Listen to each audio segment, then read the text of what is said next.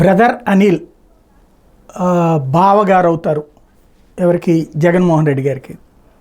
బావా బామ్మరిది వీళ్ళిద్దరికి వచ్చేటప్పటికి ఆయన ఒక పక్కన మత ప్రబోధకుడు. తను నిన్న పులివెందుల దగ్గర చర్చిలో మాట్లాడుతూ కఠినంగా శిక్షించాలి, పాపులని కఠినంగా శిక్షించాలి, తరిమి కొట్టాలి అని పిలుపునిచ్చారు అని చెప్పేసి పత్రికలన్నీ రాసినాయి. నేను దాన్ని నిన్న హైలైట్ చేశాను కూడా. అదే సందర్భంలో ఏది అసలు వాస్తవంగా ఎలక్షన్స్ అప్పుడు ఆవిడ కాంగ్రెస్ పార్టీ తరఫున పోటీ చేస్తున్నప్పుడు ఒక పార్టీ ఎలాగ అక్కడ లోపల ఎలక్షన్ సభను అనుమతించింది చర్చ అన్నటువంటి పాయింట్ కూడా, ఎందుకంటే ప్రార్థనా స్థలాల్లో అట్లా అనుమతించకూడదు అన్నది కూడా నేను ప్రస్తావించాను. అదే సందర్భంలో ఇట్లాగా అంటే పాపులు అన్నటువంటి పాయింట్లో ఇటు వీళ్ళు కూడా వస్తారా, ఏ కాన్సెప్ట్ వస్తుంది అన్నటువంటి పాయింట్ కూడా మాట్లాడుకున్నాం. అయితే తాను అసలు రాజకీయ ఉపన్యాసమే చేయలేదని, తాను తన భార్యకి మద్దతిస్తాను తప్ప తన మతపరమైనటువంటి బాధ్యతని పొరపాటును కూడా రాజకీయాలకి వాడనని, అంటే తనకు ఉన్నటువంటి మతపరమైనటువంటి మత ప్రబోధకుడుగా తాను ఏనాడు రాజకీయాలకి వాడలేదని బ్రదర్ అనిల్ గారు కొద్దిసేపటి క్రితం నాతో మాట్లాడారు.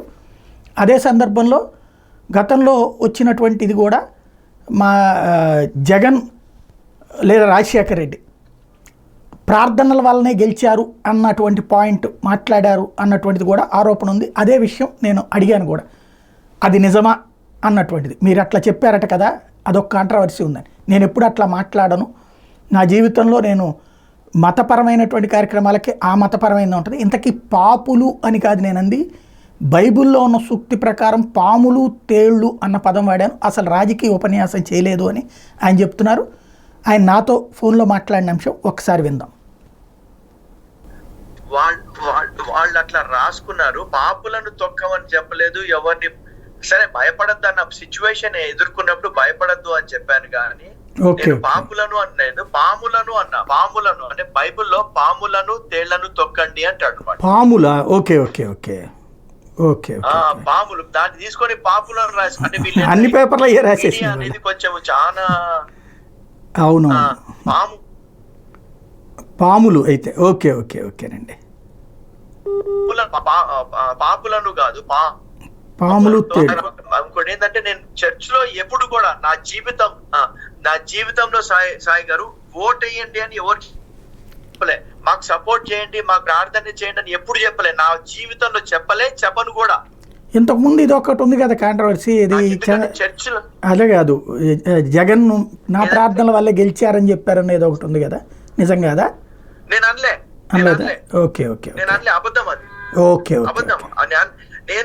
నేను అసలు అననండి. నేను ఎప్పుడు కూడా I will not mix the politics with the religion. ఎందుకంటే నాది పిలుపు. నేను ఎప్పుడు కూడా నేను పాలిటిక్స్ లో నేను వెళ్ళాను, కానీ ఓట్ వేయండి ప్రార్థన చేయమని చెప్పేవాడే కాదు నేను. Very good very good.